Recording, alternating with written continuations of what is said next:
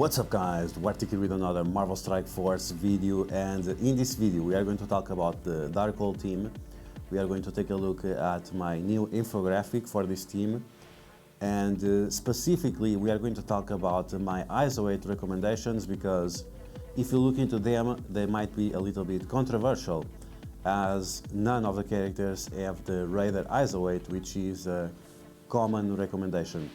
And I want to use this video to address that specific situation and what's my mindset behind these recommendations.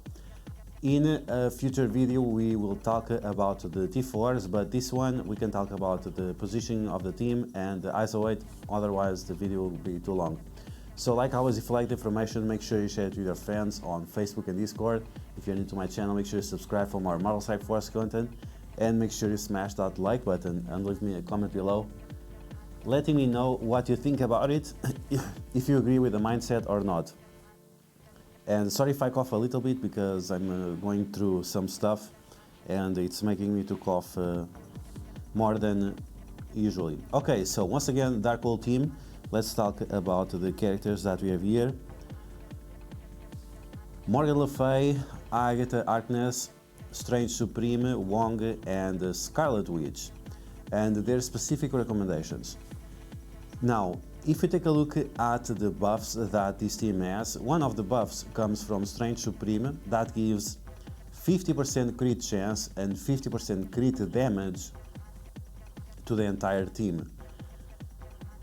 Now, the thing about this crit chance and crit damage is that if you take a look at the X Factor, for example, whenever you crit, you are actually activating a second ability, or you get more turn meter, or you get more barrier, or you get this, or you get that.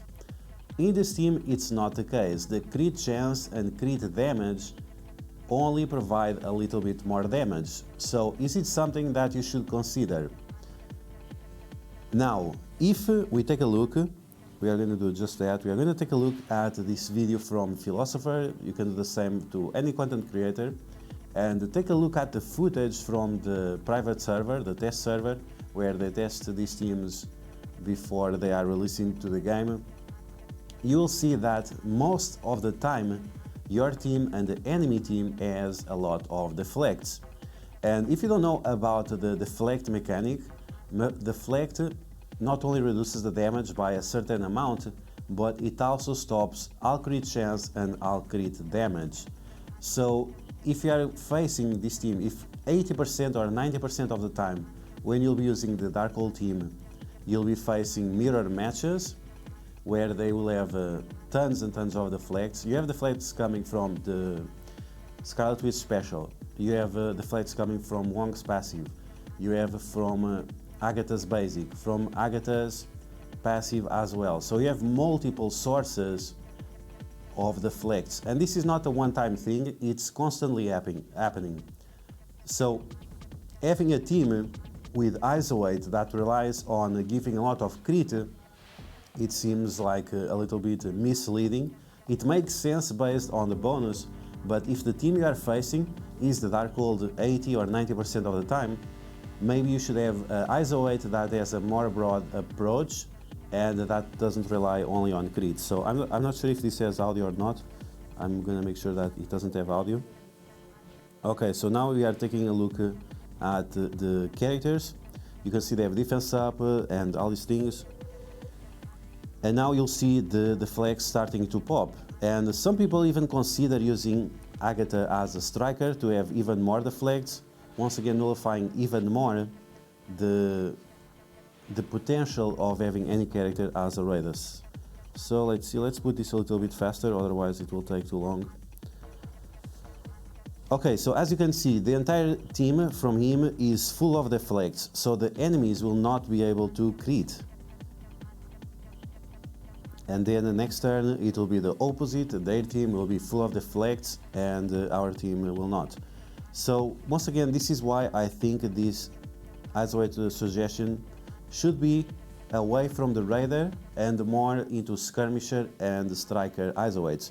As you can see right now, we have Morgan Le Fay there with the deflects, and we have Wong taunting, and you are not able to to attack any other characters. As you can see, the full enemy team is full of Deflects. If you use the ultimate of Doctor Strange at this point, it will not be able to crit, it will do mediocre damage. And this is something that both Philosopher and Orchid, which are envoys that have access to the private server, both of them mentioned that yes, this team, or Doctor Strange specifically, does not do as much damage as people were expecting. Now, in terms of the basic from Doctor Strange, the basic is unblockable, and that's fine. You can apply some vulnerabilities to the enemies like that, but you have to remember that when you do vulnerabilities through Raider, you can only do one vulnerability on each target.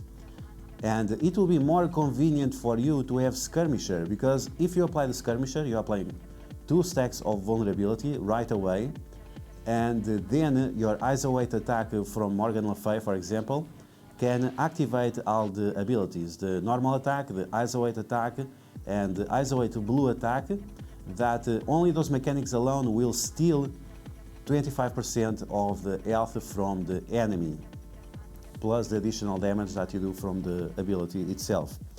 So based on all that, I think Skirmisher on Doctor Strange, it will be way better, because you are going to be able to flip all those deflects into bleeds with the Skirmisher isolate, which with the Raider you would not be able to. Even that it's unblockable, but you might not be able to. And the reason why you are not able to, it's because on the passive from Morgan Le Fay, she gives 50% additional resistance to all characters. She gives 100% across the board, but because we have 100%, let me start over.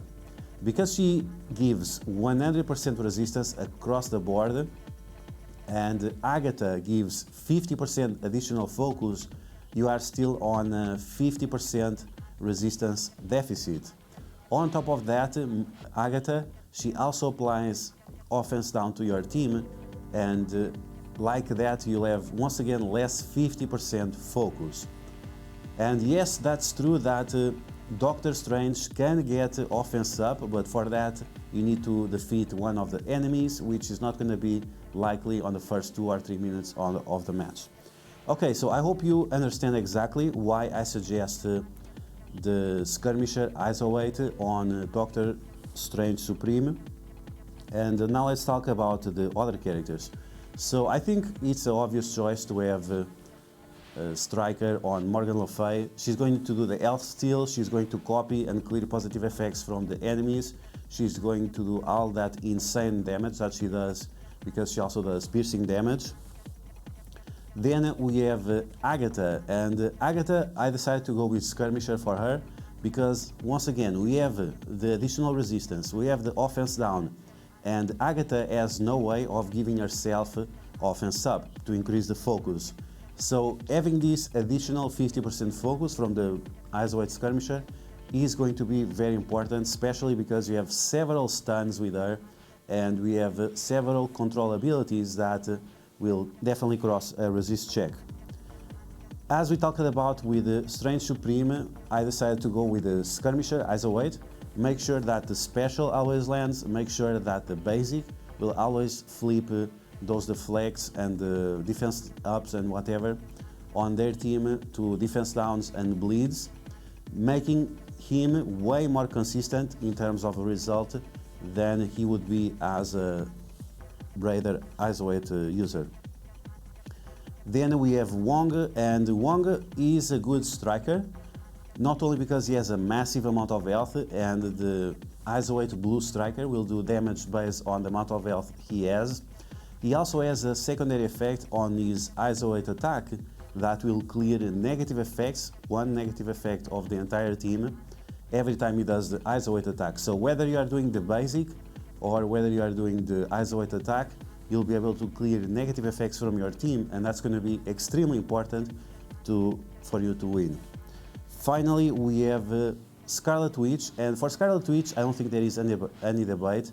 You should use her as a Skirmisher, so her abilities actually land.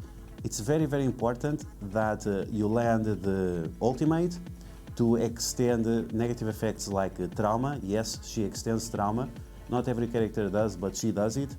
And whenever you use her basic, which will be quite often, you can land the offense down, the defense down, and slow for 2 turns. This is going to be very, very important. You are going to be using her basic all the time after you use the ultimate.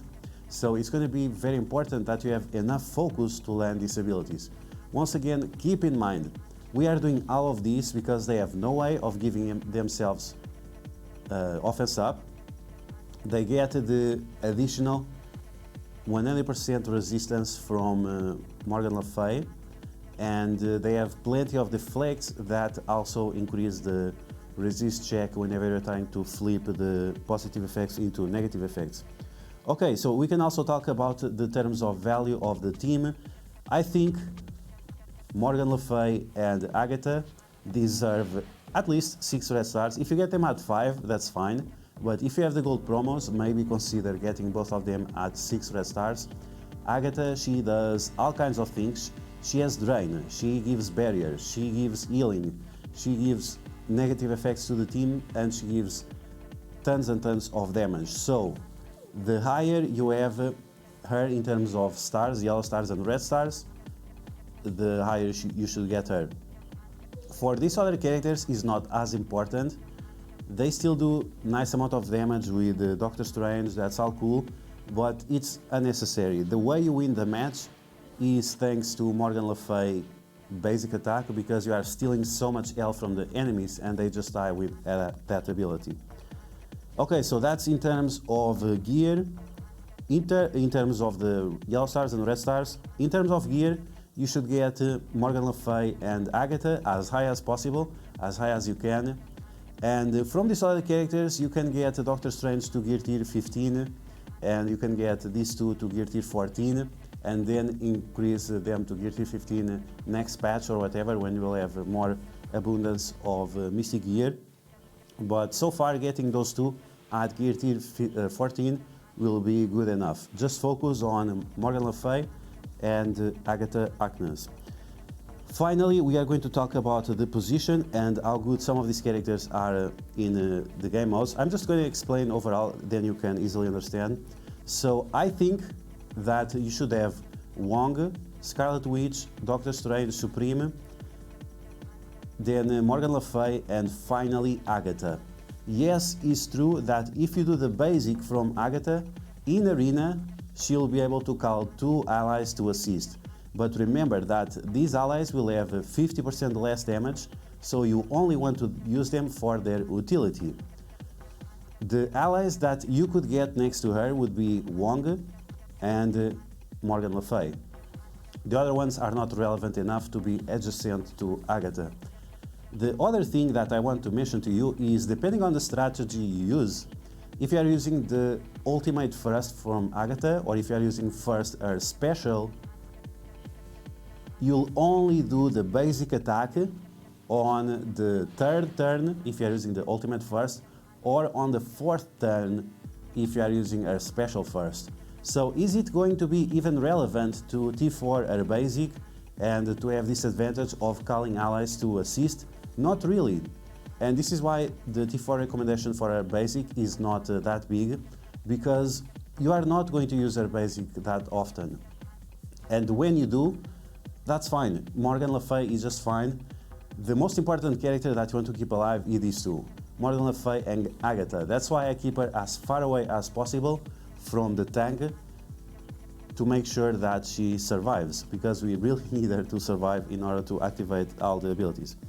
Okay, so talking about position, now just the game modes. If you don't understand, the first is Blitz, the second is Arena, the third is Raid, the fourth is Dark Dimension, the 5th is Alliance Wars, the 6th is Avengers Tower, and the 7th is Cosmic Crucible.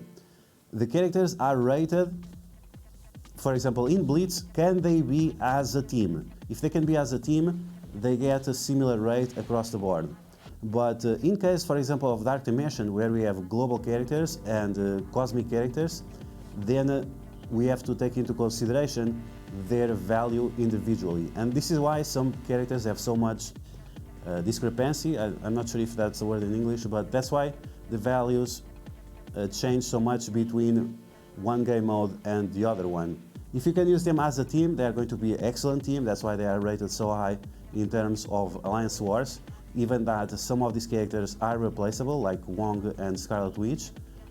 In other game modes where you just can use them individually, then their value has to be a lot lower. I hope you guys enjoyed this video. If you did, make sure you smash that like button. Once again, let me know in the comments below if you liked my recommendations and if you have any feedback, suggestions and so on. And if you're new to my channel, make sure you subscribe for more Marvel Strike Force content, and I will catch you guys later.